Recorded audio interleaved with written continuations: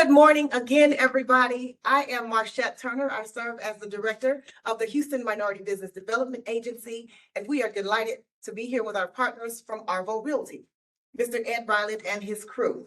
Thank you all again so much for joining us this morning. We do appreciate you being here and spending this time with us. Today, we have a very engaging and exciting time planned for you. We have, again, Mr. Ed Ryland and his team here to talk about never signing another bad lease. So, of course, they will give you more information from that as they introduce themselves, and we will start with Mr. Ryland himself. I'll be back later. Thank you. But first of all, let me thank Marshette for entertaining this conversation. You know, oftentimes when we are talking about what we do, folks really don't understand it. But when I reached out to Marshette and say, listen, I think this is a topic that could benefit your minority business community, small business community, she instantly got it. And because of Marshette's leadership, not only do I believe that other small businesses and minority-owned businesses have an opportunity to get in business, but to stay in business in a very challenging environment. So the resources and the leadership of her and her team has been invaluable. So if you've not tapped into that, I'm encouraging you to do that because there's a lot of good resources and information in there.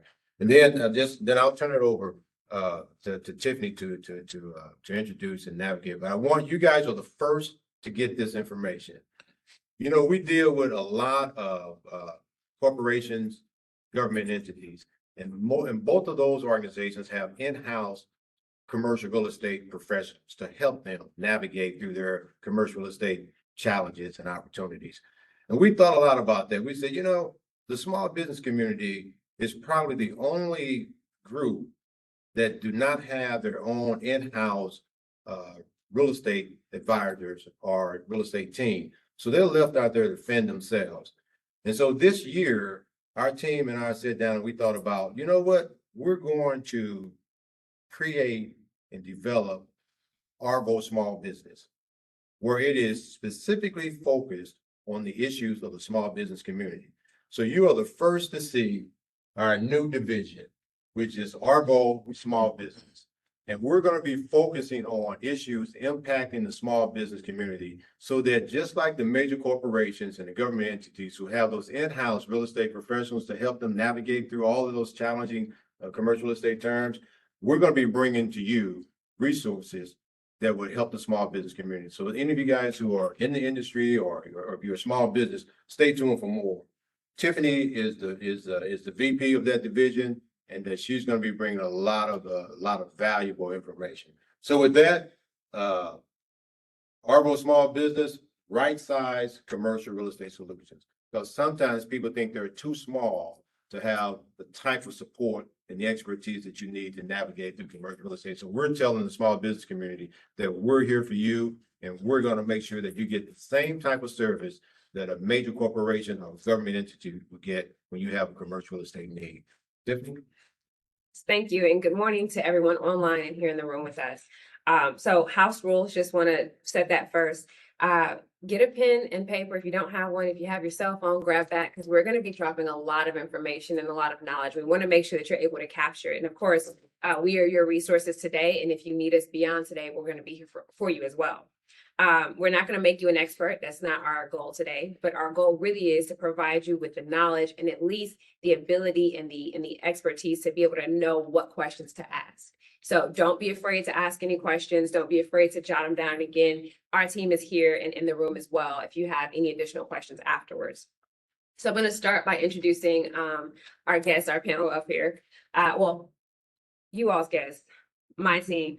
Ed Ryland is our CEO and executive or president, and he has the 2 highest designations of commercial real estate. Why does that matter? This means that he has the information, the knowledge, the resources to help guide you. He has almost 40 years of experience in the industry. He holds the CCIM designation, which is considered the PhD of commercial real estate, in addition to the MCR, which is considered the Masters of Corporate Real Estate. So when it comes to knowledge and expertise, he's probably seen it all, been there. I mean, he may have started commercial real estate as long as he's been in the industry. And then next to him, we have our executive vice president, George. I call him, this is my emergency red button. George is he's our in-house attorney, but he's a real estate agent as well. George has almost 32 years of experience in the industry. He's been with us for about 25. And we've probably given him an additional 10 years with the amount of stress that we give him on a daily basis. But George also has experience, knowledge, expertise, and he really helps for us to negotiate some of the top terms and conditions, because when he's looking at the agreements, he's not looking at it from a brokerage standpoint. He's looking at your future needs. He's looking at what you're going to need tomorrow, and 5 years and 10 years from now. And he's bringing that legal expertise. And while he doesn't represent our clients, you can rest assured that we have someone reviewing those agreements and going through line by line as well. So I know that typically when we do these panels and presentations, we traditionally will ask the questions on the back end. We give you 5 minutes to ask 50 questions. And so I want to do that in reverse this time, because I want to make sure that we are answering the questions that you have and that you walk away feeling like you didn't waste your time this morning. So is there anyone in the room who has a question that they wanted answered before they left? Is there any questions that you said, when I leave, I want to know this, or I need to know this? If we have questions on. Oh, and if you have questions online as well, if you could put it in the chat, just let us know. And we'll check the chat throughout and we'll see if we can get around to those questions through. And if there's no questions in here right now, we'll go ahead and jump in and get started. Sound good? Okay, so we're going to start with the entrepreneurship mindset and prep for commercial real estate. So as Ed stated, you know, a lot of the large corporations have their in-house real estate divisions. And from a small business sector, we don't typically have that. And so from an entrepreneurship mindset, and I'm going to start with you, what are some things that we should consider and prepare for when we're thinking about entering into a commercial lease agreement? Yeah, when I think about the small business mindset, man, we deal with so much as a small business entrepreneur. I mean, you have to be, accountant. You have to be, especially depending on where you're starting off, right? You have to be an accountant, you have to be a marketing person, you have to be an HR person, you have to be a legal person, you have to be a business development person. You have to be a whole lot. You have to be creative and innovative. So you got a lot going on in your mind as a small business person, right? You're trying to navigate all of that stuff. And then when it comes to deciding upon what's the most critical components of your business, what we found is that the two most expensive areas of a small business is their human resource, personnel, and their facilities from which they're going to work out of. So to the degree that you can manage those expenses will determine whether or not you're going to be in business or whether or not you're going to be profitable. Most small business, those are the two most expensive line items that you would have. Your human resources, how you going to pay for your human resource, and how you going to pay for your facility. So the mindset of an entrepreneur, I know when I wake up in the morning, I'm thinking about, okay, how am I going to grow my team? How am I going to attract more people to my team? I'm thinking about what's my expenses, what's my most, highest expense I got to deal with, and how do I get those expenses where they are manageable and controllable. So those are the things that I think go on in the mindset of a small business person. I'll just add that it's always amazed me with the small business owners that, most individuals wouldn't hesitate to hire a realtor when they're buying a house. And yet they'll go and look for a location for their business on their own and sign off on about an 80-page lease agreement with all kinds of nice, funny clauses and provisions that we attorneys like to argue about.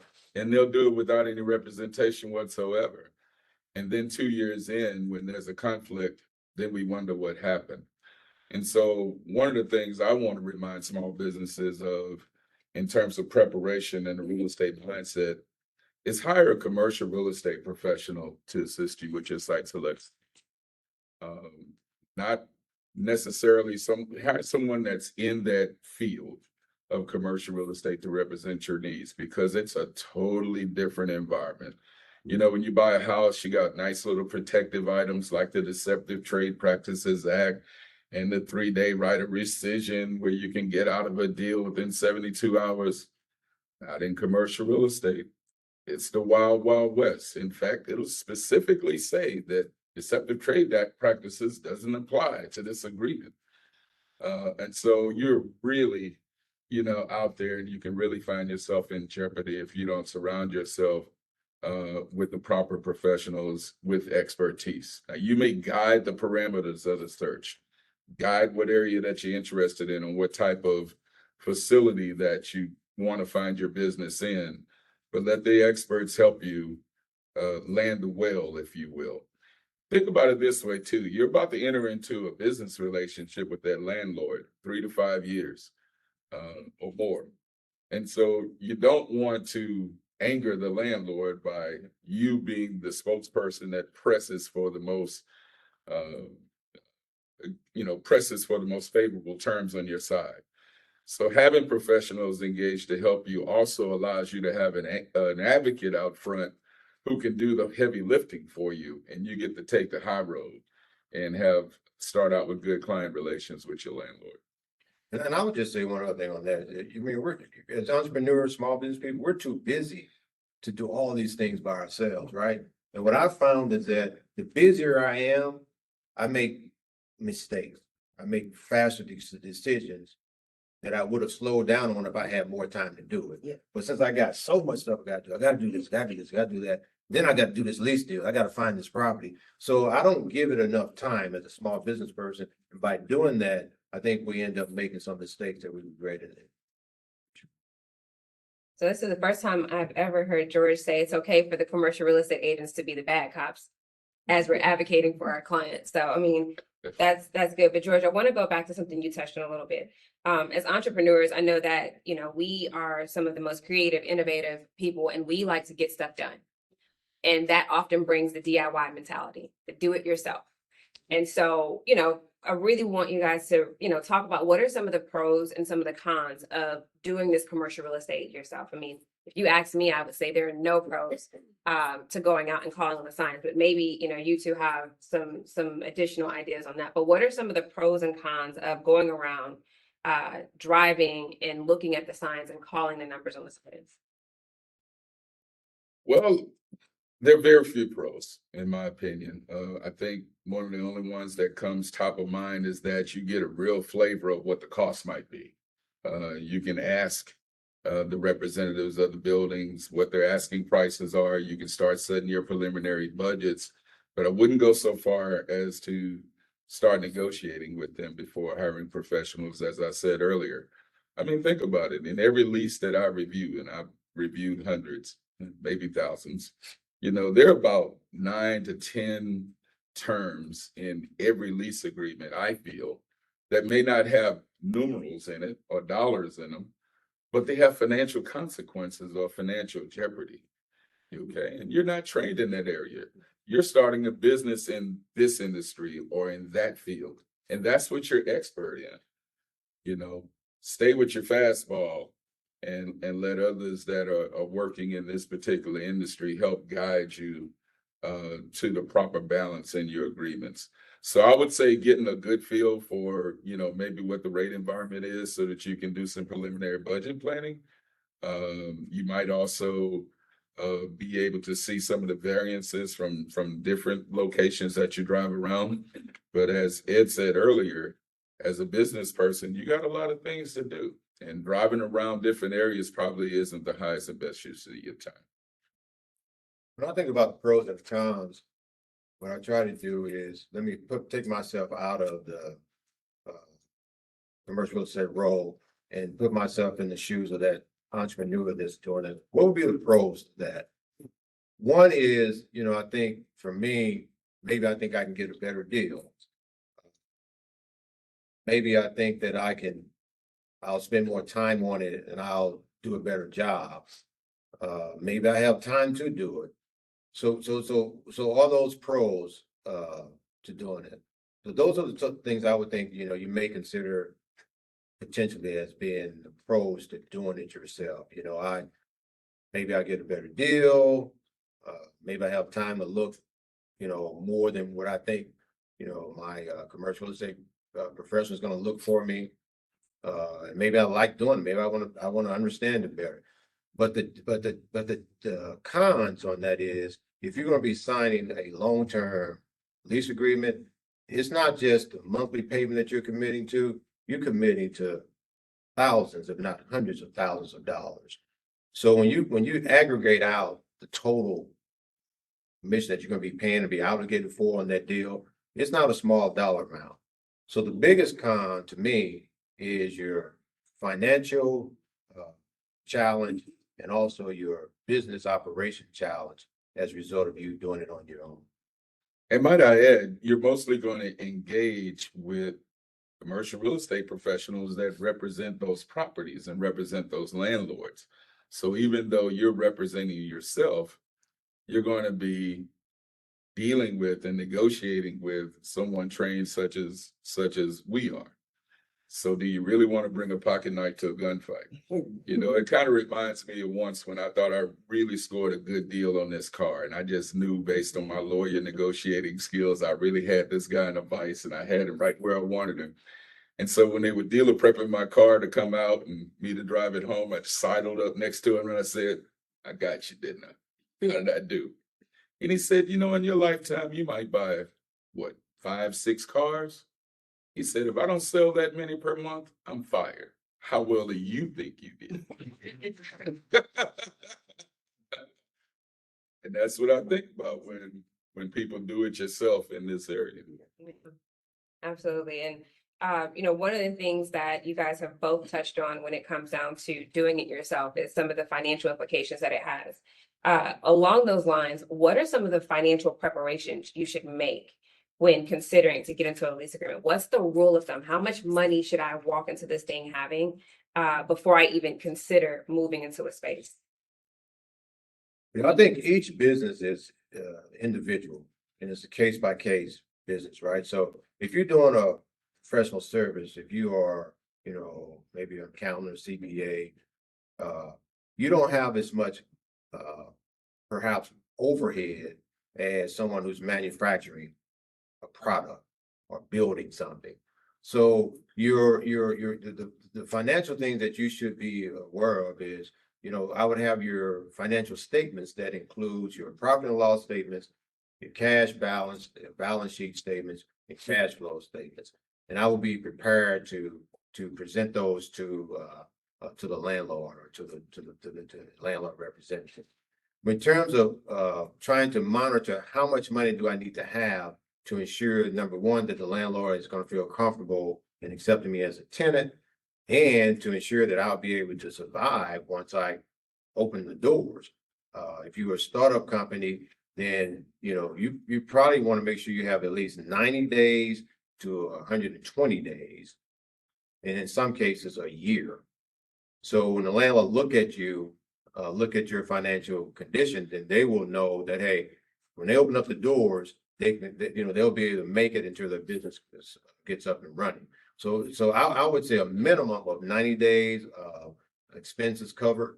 That would include your rent and include all of your other expenses to run your business. Ideally, 120 days.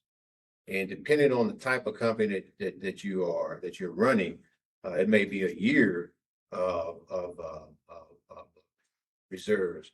Because if you're going to be invoicing your customers, it may take you 30, 60, 90 days to receive payment back from those customers that you're invoicing, depending on if it's a corporate client, it's a government client, a small business client. So you want to make sure that you have enough, you know, cushion that will not challenge you.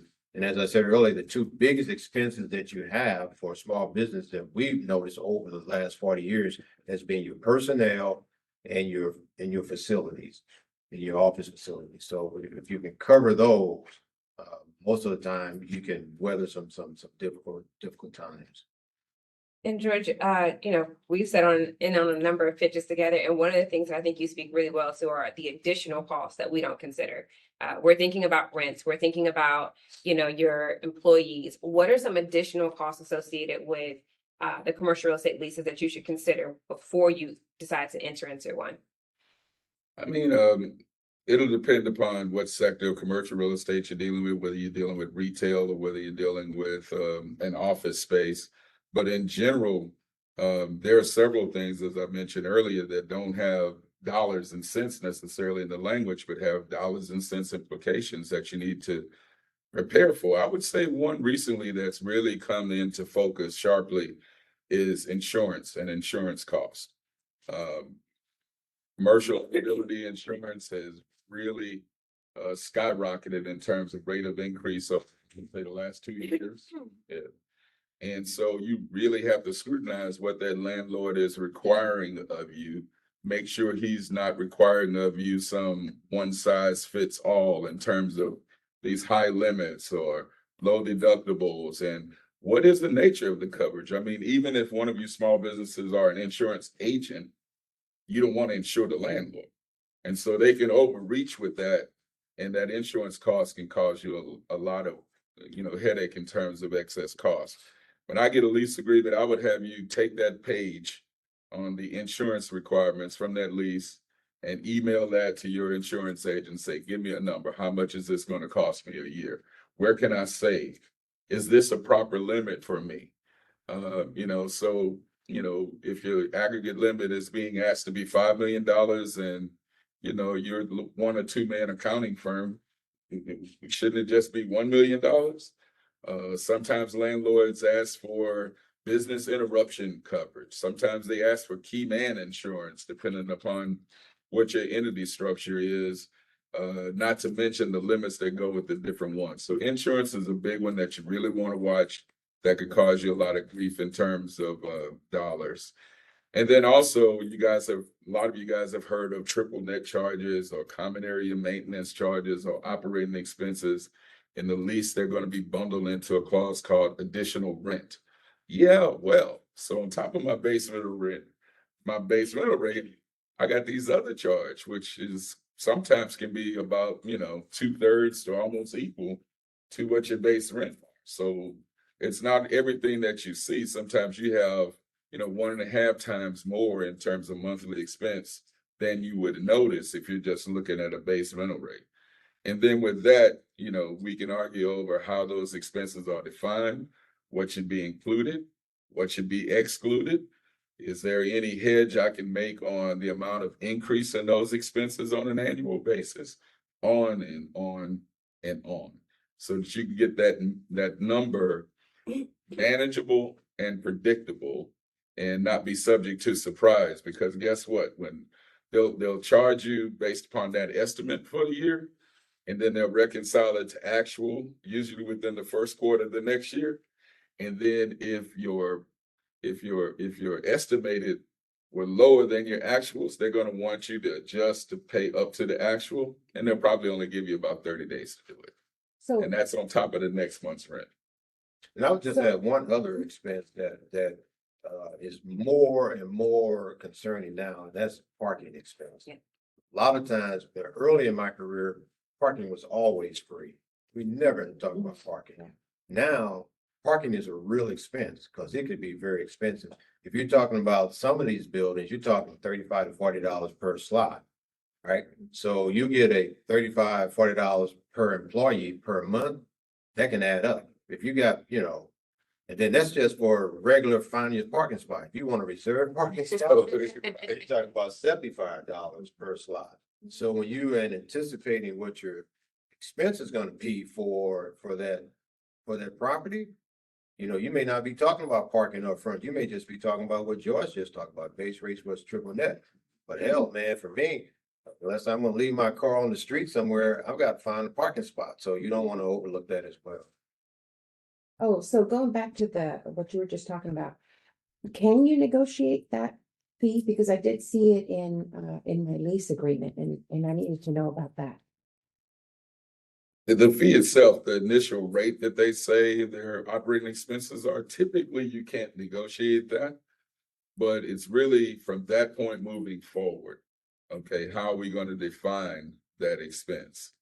All right, so things like, say, administrative staff, for example, we make sure that that's only to the extent that staff is working on this building versus others that they own and operate. And so it kind of shaves that a little bit. Sometimes you get a cap on how much it can increase year over year, at least as to controllable expenses. Anything other than taxes, insurance, and maybe a couple of other examples are considered. Taxes and insurance are considered uncontrollable expenses, and a couple of other items. And then all others are considered controllable. So you might be able to negotiate for a cap on the rate of increase year over year on controllable expenses. And then the council could often negotiate audit rights. So if you get surprised by a landlord with a big increase, then you have a right to audit their books and dispute those charges. And if you are successful in challenging those charges, then there's language dealing with who pays the cost of the audit. Mhm. So there are ways to at least signal to the landlord that you're watching them Yeah, and they're not going to just be jacking you up every year without you having some kind of controls over the expenses. yeah, because I did see that in the. And then sometimes, and I know Tiffany, you may have some of these questions later on, but sometimes when you're negotiating these lease agreements, you will have like the triple net charge he talked about, taxes, insurance, common area maintenance. But some of them may be structured where you have expense stops that's built into the lease agreement. That means that the landlord will stop paying expenses at a certain dollar amount, and you're gonna pass the rest along to you. Example, you may say, I'm not gonna pay any more than $5 a square foot in expenses. If expenses exceed $5, passing that on to you. So if expenses for this year is $4.50, you're good because he's gonna pay all those expenses. If expenses go up next year to $5.50, guess who's gonna pay that additional $1.50? It's gonna be you. So oftentimes what we try to do is we try to negotiate the base year that's favorable to the tenant. So the base year, meaning that the year that you will be charged those expenses. I may be getting too far in the weeds, but I just want to give you an example of some of the things that we talked about why you want to have a commercial real estate involved in this transaction. So we may go in and say, we want the base year to be 2025 because we anticipate expenses being higher. So right now, we're in 2024 and expenses are $5 a foot. But we anticipate taxes going up next year, and insurance going up next year. We know that means that 2025 expense is gonna be higher. We may say, we want your base year for calculating expenses going forward to be 2025, which means that now your expenses will be tied to 2025 and not to 2024. And if 2025 is $5.50, that means that the landlord is gonna pay expenses all the way up to $5.50, as opposed to you being stuck at the 24 at $4.50. These are the things that when George mentioned earlier, may not have a number to them, but when you start thinking about the financial impact over the long haul, if you're signing a 3 and 5 year lease or 7 or 10 year lease over the long haul, that's real money. Let me quickly add one that comes up a lot, particularly in retail spaces, maintenance costs. One you got to watch, especially HVAC, the cost to cool the space. There are major arguments about that when we do retail transactions. So typically, high level, big picture, the way it should work is that the tenant ought to be responsible for the maintenance of the HVAC that's there. And then if that unit is no longer serviceable or it breaks, then the capital cost of replacing the unit should be the landlord's burden. So depending on who you're negotiating with, that language can slide left or right. Are they going to require the tenant to execute a service contract with a HVAC maintenance company to service that unit on a regular basis? What are their costs? And so you got to be able to build that into your budget if that's what you're doing. But HVAC service and the condition of the units when you move into the facility and those types of things, should you have your space inspected and have those units especially inspected so that you know how old they are, what the service record has been, what kind of condition they're in, that they're good and operable when you start? Yes, but if you think you can just turn the switch on, when it's ribbon cutting time and your AC is cooling and the landlord's taking care of it, you might want to look again. Yeah. That was always a big one. And one of the things that George has been able to do is to help me spot and pay very close attention, because AC units are incredibly expensive, and the bigger the space, the more expensive. And so he's even been able to help us say, yeah, we'll do, the repair and the maintenance on it up to a certain dollar amount as well. Because again, the larger the space is, the more expensive, even the repair and the maintenance on those things can become. And one other one that I wanted to add in there, another expense that you may come across when you're looking at these leases is the certificate of occupancy. If the landlord puts that back on you and you walk in and everything looks good, smells good, seems to be operating fine, but the city of Houston comes in and says, nope, these things need to be changed. That could be a fee that is put back on you. And so something that you do want to pay attention to when you're looking at additional fees or additional costs that could arise after signing the lease agreement. And you guys have already started touching on some of the key terms, so I just want to jump right into those because this is where it gets real fun. Ed, can you kind of describe for me what are a couple of maybe the most popular leases that people will come into contact with, and what are the financial implications of those leases? Yeah, and then again, it depends on the business and the type of business that you're running, right? So typically we're dealing with folks who are looking for retail space, office space, industrial space, or special purpose. It could be, a restaurant, gymnasium, something like that. Those are typical, and vacant land, those are typical folks we run into. And then in that situation, we're dealing with leases that are either gross leases, triple net leases, or modified gross leases. So gross lease is one where you have one set price for your space per month. So say it's, $25 a foot. In that $25 a foot, they've already included your taxes, insurance, and common area maintenance costs. So you get one bill for that, right? So it's say $25 a foot. And they may have some operating expense stops in there. So that's the gross lease. The triple net lease is where you will have a base rate. So you may have a base rate of $20 a foot.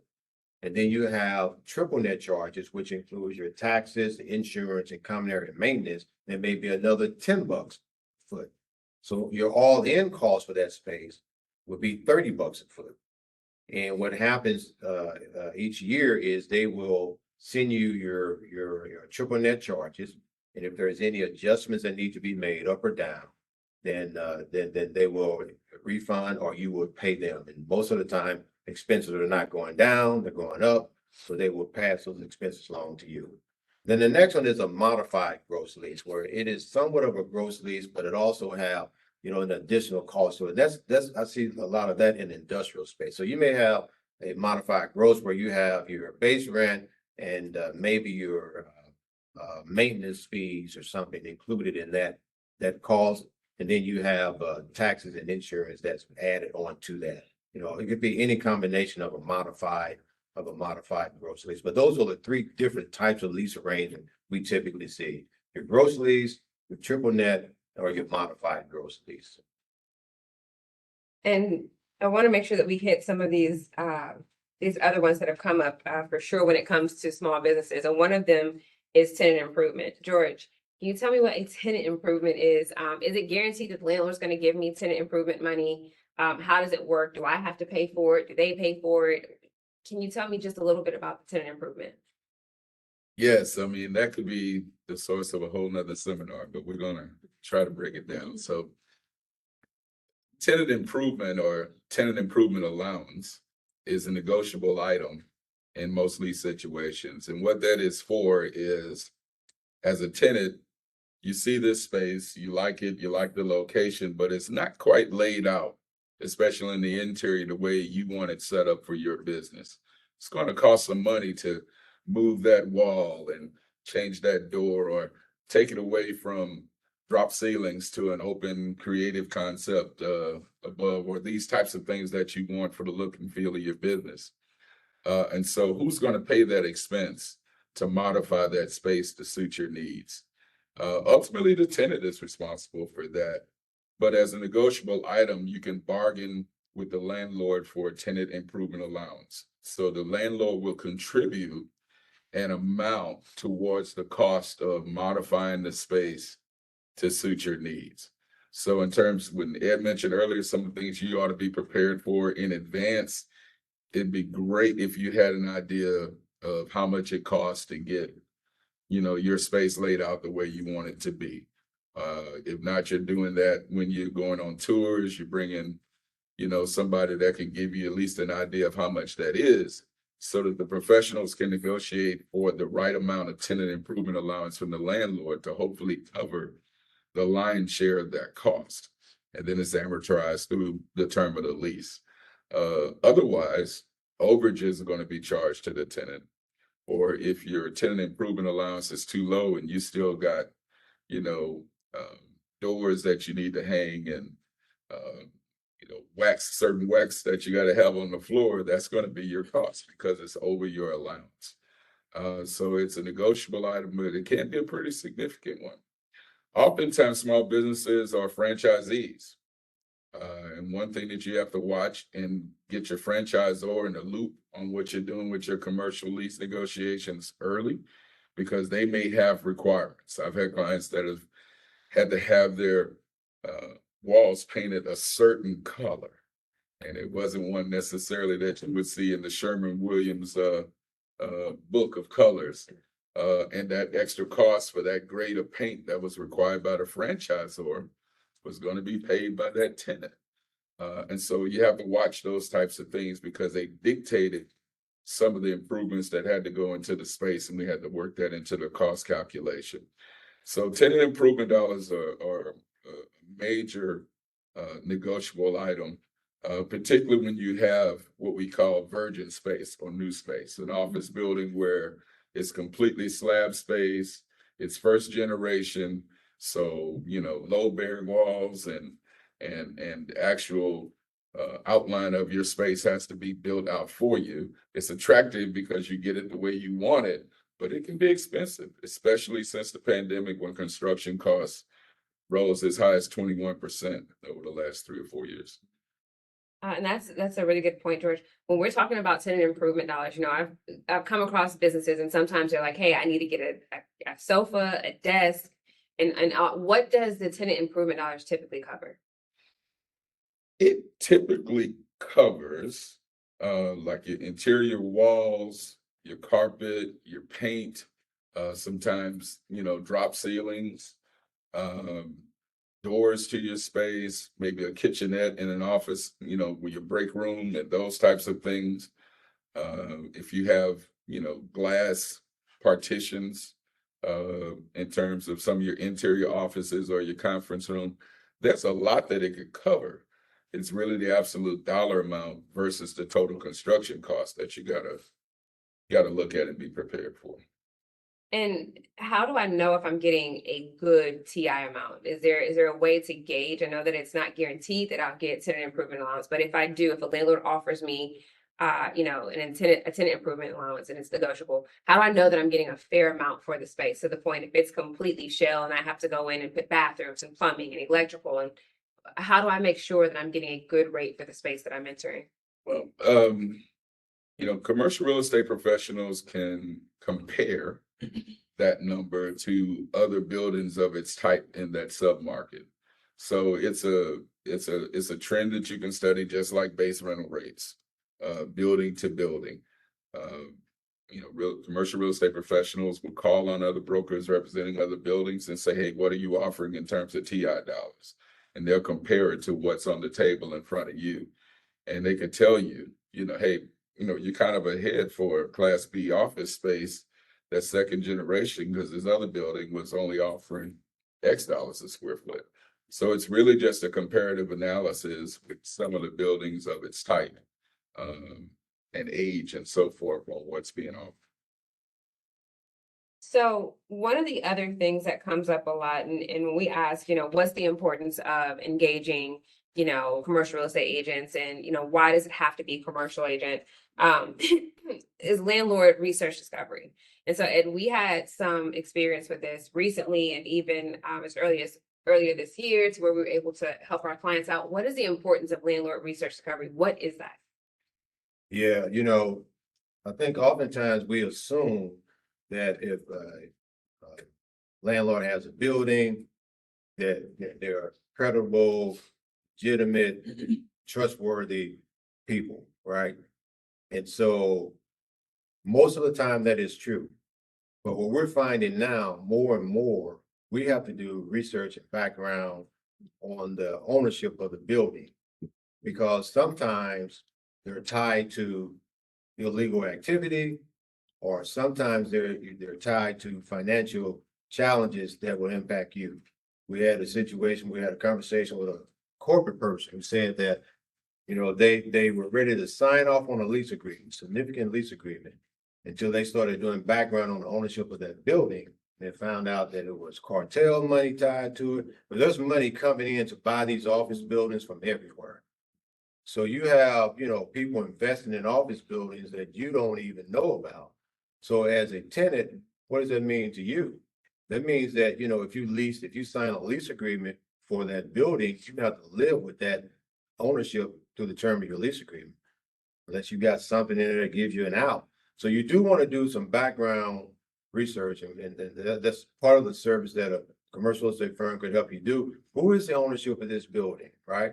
Sometimes it's different types of entities, but at least you can do some level of research to see, who owns it, and to make sure that you're not, contributing to anything that are not aware of. Then also, what type of ownership is it going to be?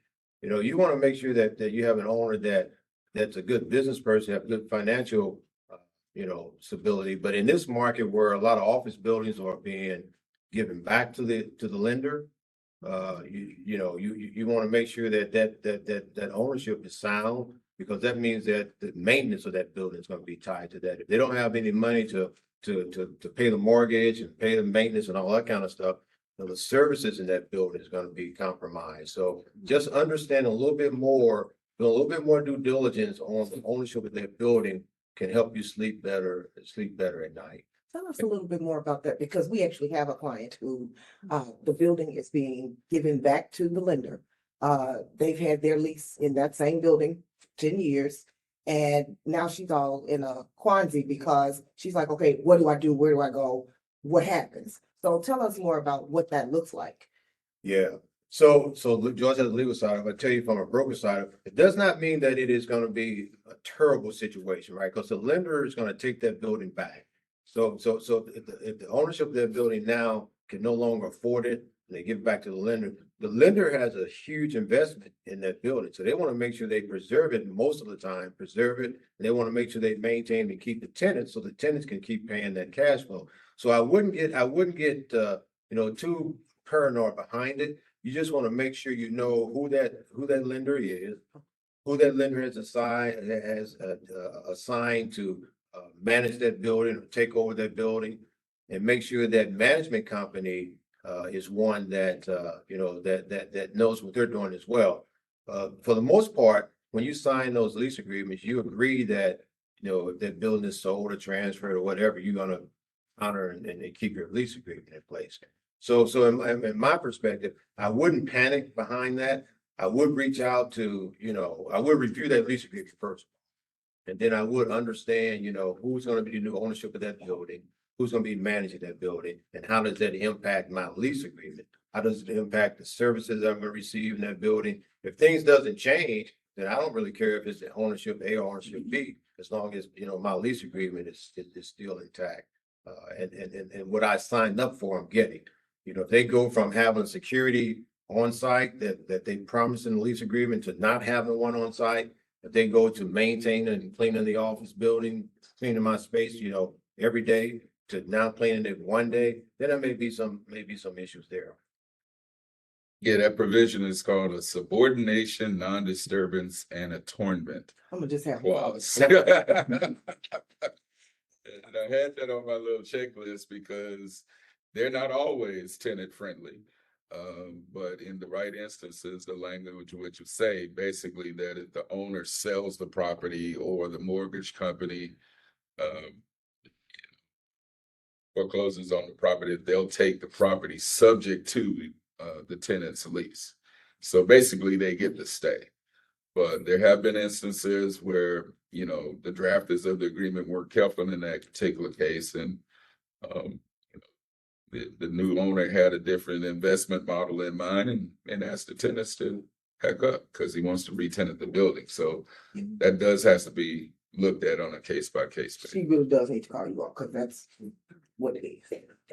And the interesting thing about, what we're talking about here in terms of, reviewing the lease agreement, especially with Ed being the broker mind and George being the attorney mind, you get the best of both worlds. And the thing about it is we'll never be able to catch everything.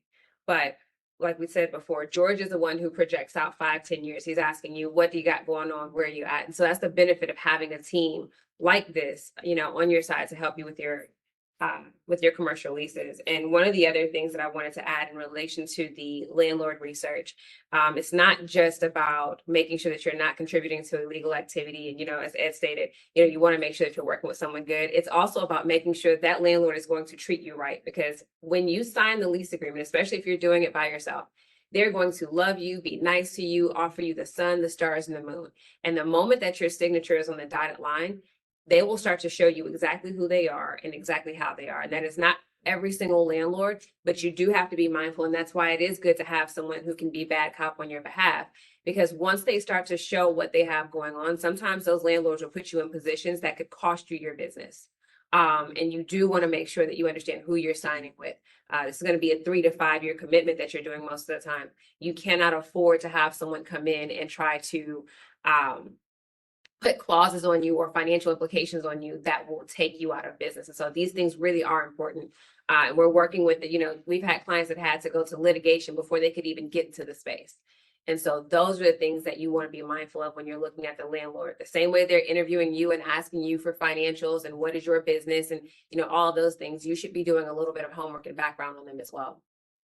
And in the spirit of time, I want to ask one last question, and then I want to open it up to the floor. How do you guys get paid? Early and often. Go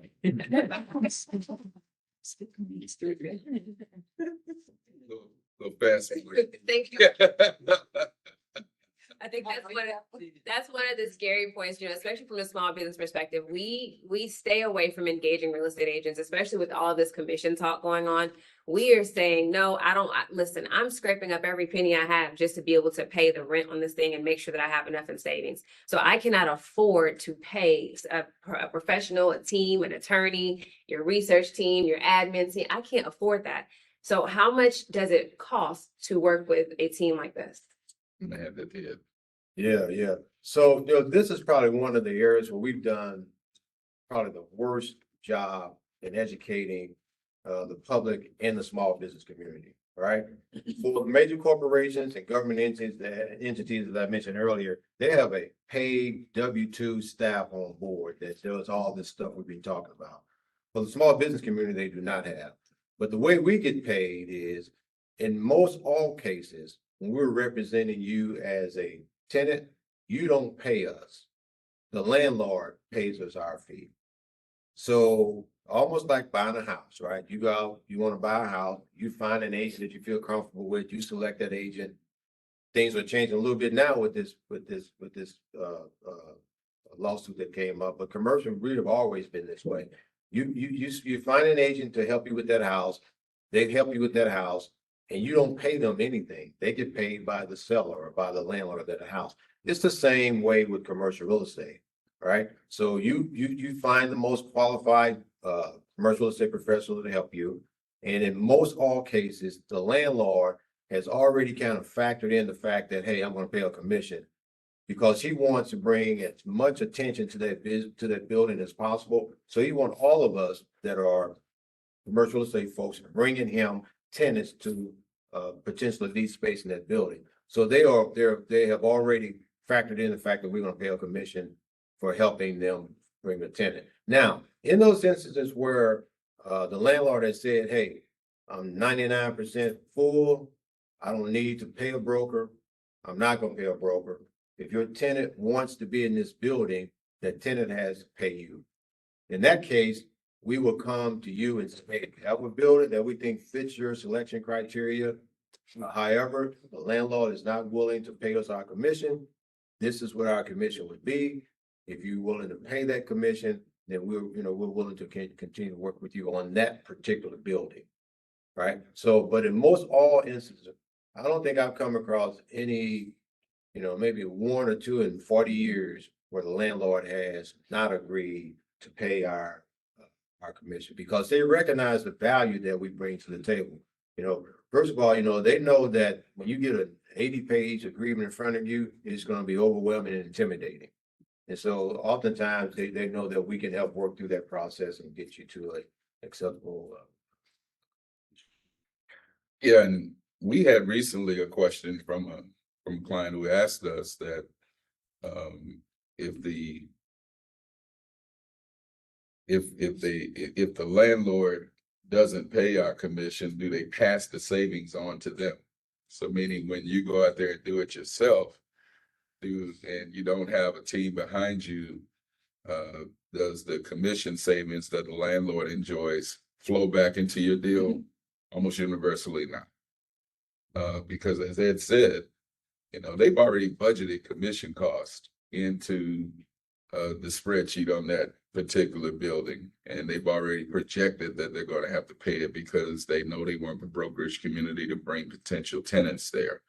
And usually the representative of that building, rather than pass the savings on to you, he's probably going to enjoy another 0.5% to a full percent extra commission that the landlord is paying them because he doesn't have to pay a broker on the other side.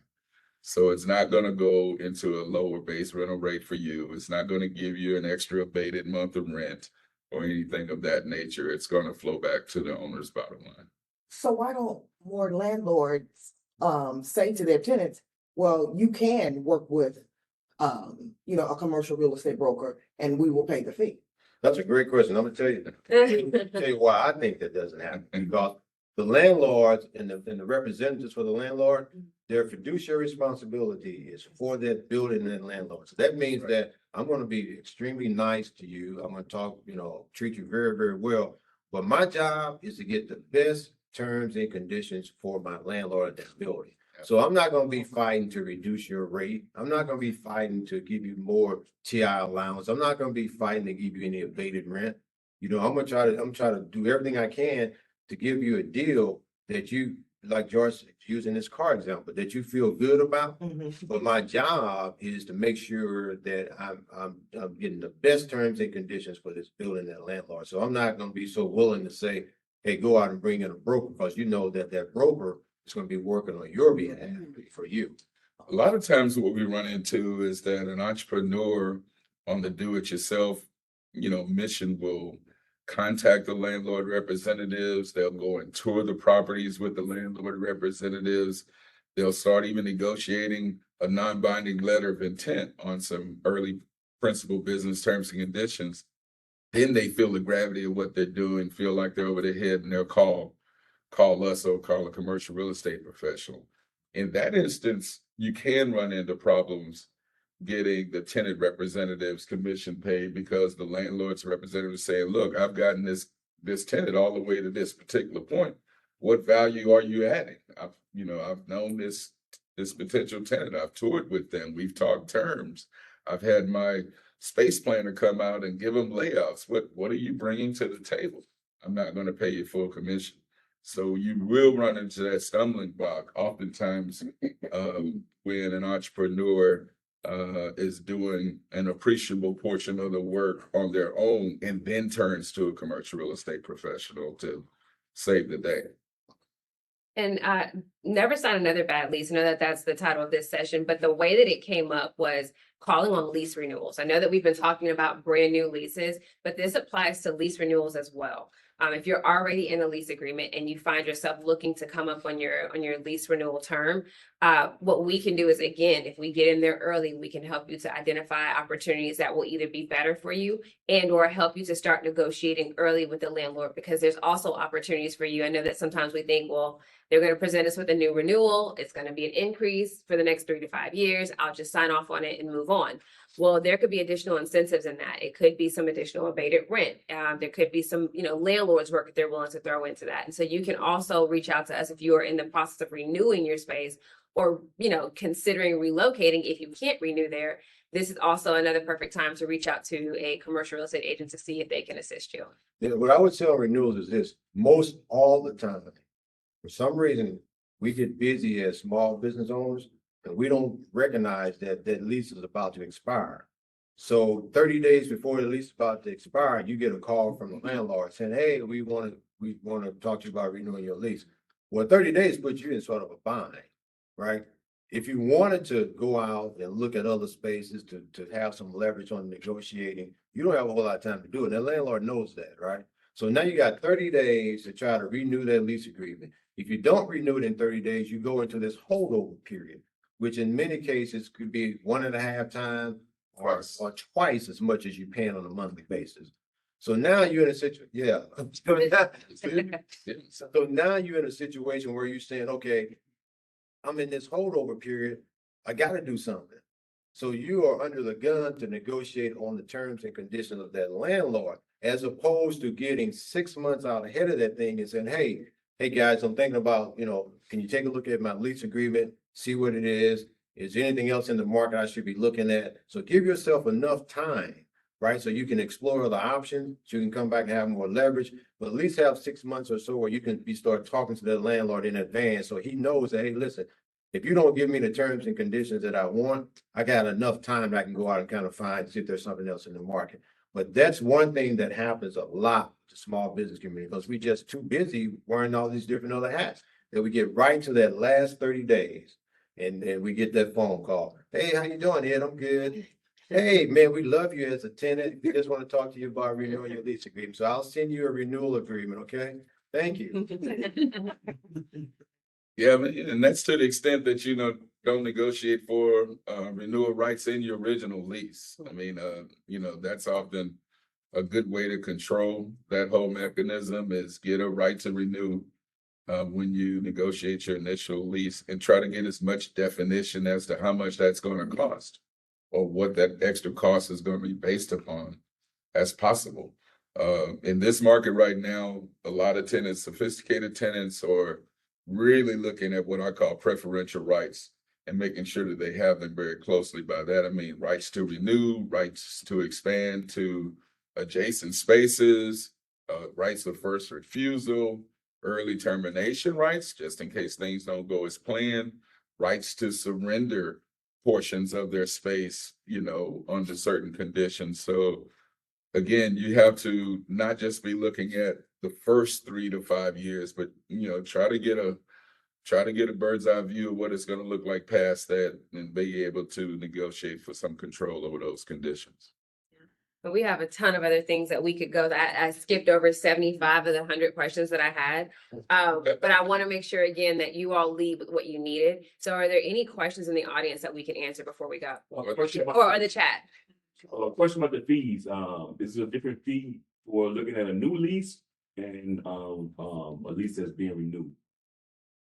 So in terms of broker's fees that we typically see when we're talking about original leases, it's about 4%. Now that changes. There's nothing set in stone, right? But so obviously you got to stay away from commission talk, because we don't set commissions for everybody.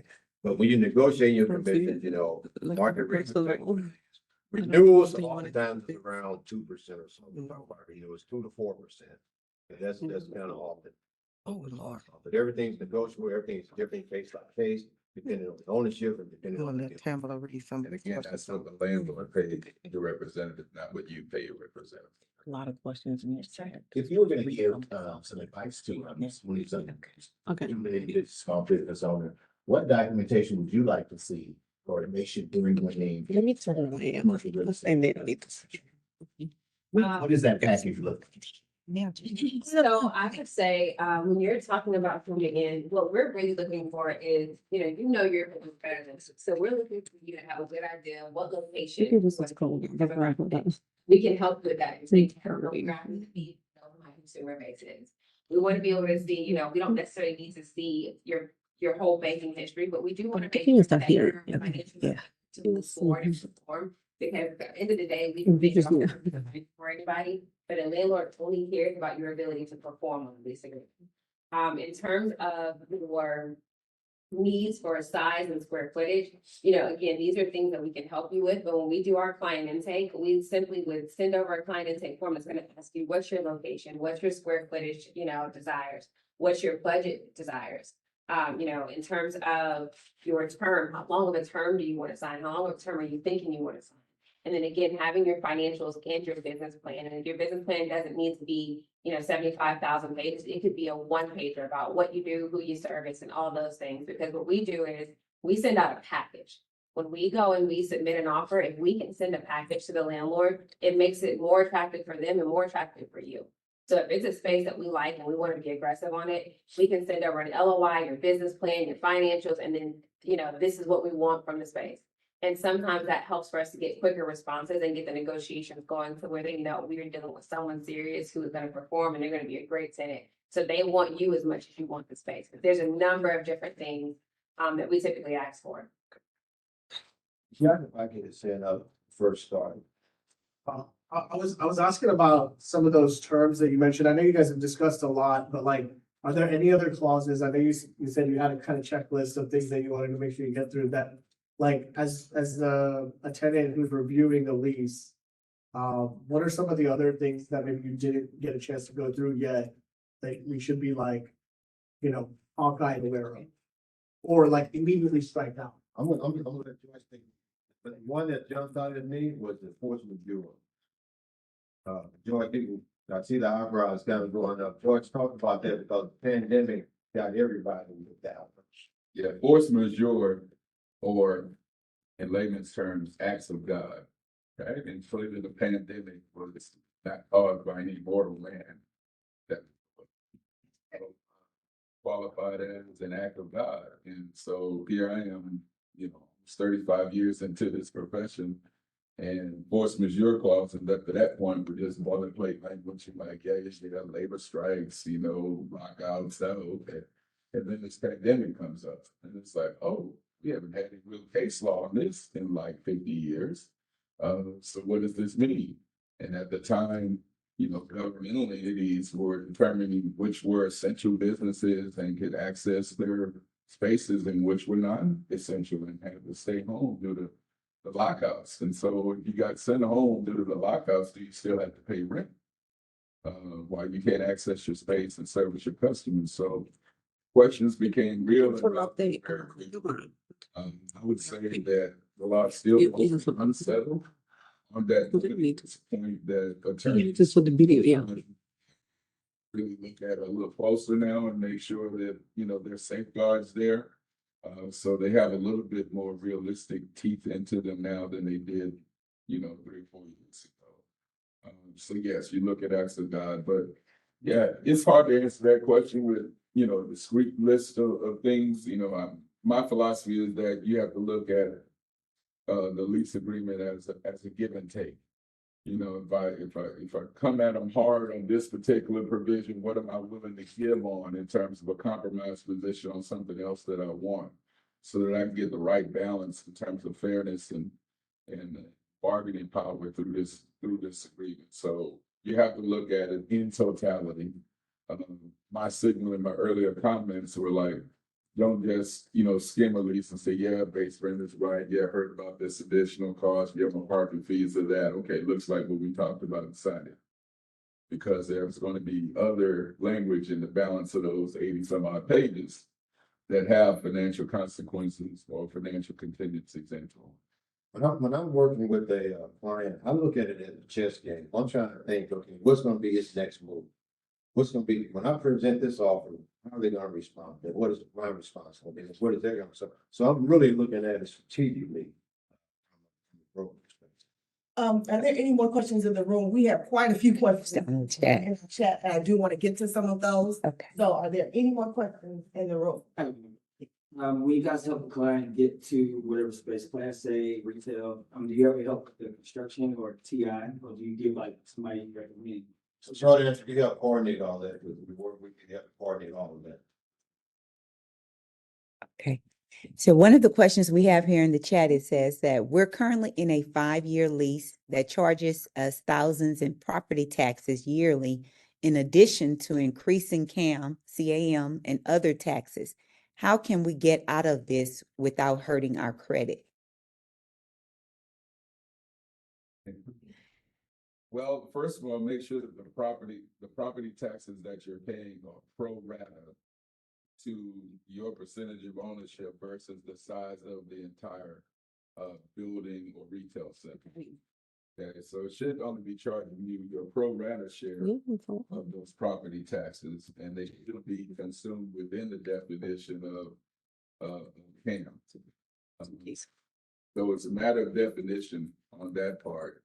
But if you don't have a preferential right for early termination, if these additional costs are really harming your business to the extent that, you know, you're teetering on the brink, I would say start negotiations on some other arrangement with that landlord, or start negotiations for an early termination or release from the lease. So what you negotiate and agree on is not as harmful to your credit versus what you're allowing to happen to you. So if you breach the lease agreement and just stop paying, or in the still of the night, pack up your stuff and get out of there, then all the lawyers are going to be involved, and that lawsuit is going to be reflected. Right? But sometimes in an environment where you see rates going down for a particular building or something, and depending on where you are in that lease, you may do a blend and extend it, right? So let's say you sign a lease agreement for 5 years first, and you're down to 1 year, the lease agreement, right? You may go back and negotiate and say, okay, I want to blend and extend the lease, but in that blend and extend the lease, and you back into renegotiating some different terms and conditions. All right. We have another question here. How do I know when the right time is to own my own as compared with renting something bigger? I'm about to outgrow my current space as I bring more services. So we have a session that we call lease versus own. So it would take a lot for us to talk about that now, but you can reach out to us, and there's an analysis that we do. But you're doing future value, present value, you're doing all that kind of stuff to see, you know, what's the best decision for me to make right now versus own. And for all of our folks online, we are gonna do this again, so I do hope that you all will attend in person. We love having you online, but it's nothing like being in person. Okay. And then one more. Share your pro tips to ensure you are paid and in any recourse action needed if and when are not paid by listing the brokerage. But you must be talking about if you're a broker. Broker, Right? right. Get a listing commission agreement signed upfront. And another one we have, who is responsible for building repairs, taxes, utilities, groundkeeping? Upon the language that's in that lease, it should spell that out clearly. And remember, landlords try to shift as much burden onto tenants as they possibly can. And remember, one of the first things I said, this is an arm's negotiation, not something that is completely regulated, and of those responsibilities has to be looked at. Sometimes depending on the category that you're in, if you're in an office building, retail building, industrial building, right? An office building is pretty much all contained a lot. They're gonna do the cleaning, they're gonna do the fixing up. If you're in a retail center, you may be responsible for your AC unit, you may be responsible for certain portions of that. And in an industrial building, you may be, so it depends on what type of lease arrangement you go into. Okay. Can you explain triple net? Who can explain triple? There will provide, because I know there's gonna be probably more questions than what we can answer, all today. Triple S, we can definitely explain, but, if you want more information, or if you need more kind of detailed one-on-one information, we're more than happy to talk to you. You can go to our website and just on the page of that, the Your Needs page, if you just put your name, email address, and your phone number, and in the comment section, just put never sign another bad lease, and someone from our office will give you a call back. Okay. Is there a slide? Yeah. But typically, triple net expenses are common area maintenance expenses, the CAM expenses, plus insurance and taxes. Okay. All right. Yeah, one more here we have. What about office leases such as Regis or Common Desk? What should be looked at to avoid getting into a bad lease? Leasing 2 to 3 offices. Well, I'll tell you, when you do the calculations on those, you may find that you may be paying a lot per square foot, right? So a traditional lease may cost you $25 a square foot. a co-working environment like that may end up costing you $76 a square foot. But for that, you get their coffee, you get their receptionist, you get all that kind of stuff. So you want to look at what they're going to be offering you in that co-working space or the executive space to see if it really does make sense for you financially. And also, strange to that, the lack of those that. Those contracts generally aren't leased. That's true, but I was gonna also say the other benefit is that you're not tied down to something long-term. Talked about before, so flexibility, pay extra for that.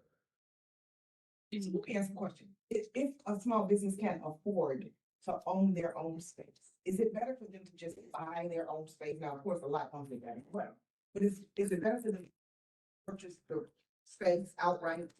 It depends. That's why we're saying you do lease versus buy, right? So sometimes flexibility is key, right? If you buy in a certain part of the city, maybe your business or your client changes. You need to be another part of the city. So how flexible would it be for you to be in that building? Maybe you buy a $5 square foot building, you outgrow it, you need $10. Well, now you own that, but you got to figure out, lease that building or sell that building. So you really got to do those type of analysis to see lease versus own, not only financially, but operationally, does that make sense?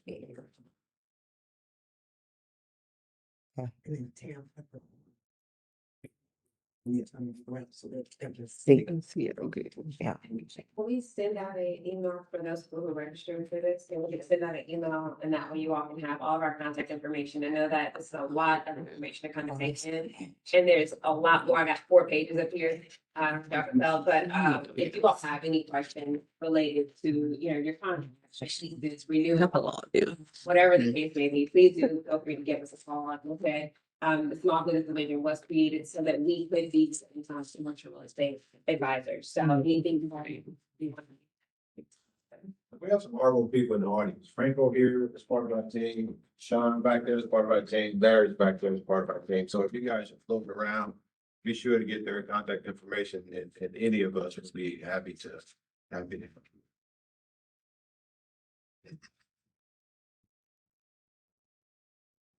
Also. And so, good morning again. Thank you all so much. I know it was a lot of information. As I said, we are going to do this again. You'll tell us when. You tell me. Okay. Well, I'll tell you when and then we'll tell you all when. But we are going to do it again, primarily because small businesses don't know a lot of this information. I've owned several businesses and they told me stuff today that I didn't know. So I was shocked because I think I'm pretty wise. But at the end of the day, there's a lot we don't know. And so because we don't know it, we have to have the experts come and talk to us and tell us about it. So again, we will do this after July, sometime after July, and then give you all some more information. It will still be another hour and a half. So again, I encourage you, if you can, stop by and be here in person. Nothing beats it because then you have the access to them even after and before the session to get some of your questions answered as well. But again, thank you all so much. I know you could have been anywhere this morning, but you chose to be here with us. And for that, we're grateful. Of course, I have some of my team in the audience. And so we're here to help. You know how to reach us. Thank you so, so much. We do appreciate you. Bye, everybody.